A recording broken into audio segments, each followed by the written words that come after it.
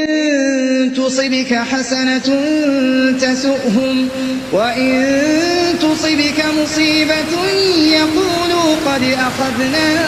أمرنا من قبل ويتولوا وهم فرحون قل لن يصيبنا إلا ما كتب الله لنا هو مولانا